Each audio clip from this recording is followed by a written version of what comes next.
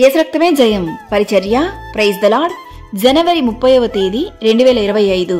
ఈరోజు దేవుని వాక్యము, యెహోవా ఉత్తముడని రుచి చూచి తెలుసుకొనుడి, ఆయనను ఆశ్రయించు నరుడు ధన్యుడు. కీర్తనలు 34వ కీర్తన 8వ వాక్యము.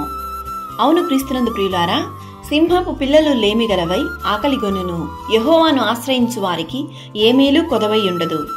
కావున యెహోవా భక్తులారా, ఆయన యందు భయభక్తులు ఉంచుడి, ఆయన యందు భయభక్తులు ఉంచువానికి ఏమీయూ కొదవలేదు. యెహోవా ఉత్తముడు, శ్రమదినమందు ఆయన ఆశ్రయ దుర్గము, తన యందు నమ్మిక ఉంచు వారిని ఆయన ఎరుగను. యెహోవా ఉత్తముడు యథార్థవంతుడునై ఉన్నాడు, కావున తన మార్గమును గూర్చి ఆయన పాపులకు ఉపదేశించును. ఈరోజు ఈ వాక్యం వింటున్న ప్రియ సహోదరి సహోదరులారా, యెహోవా మన జీవితంలో చేయు కార్యములు ఎంతో ఆశ్చర్యకరమైనవి, అద్భుతమైనవి. ఆయన సన్నిధిలో నీవు చేయు ప్రతి ప్రార్థనకు ఖచ్చితంగా నీవు దీవెనలను పొందుకొనేదవు. మనుషులను నమ్ముకొనుట కంటే యెహోవాను ఆశ్రయించుట మేలు.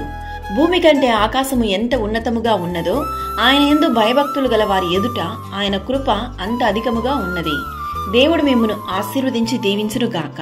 ఆమేన్. God bless you.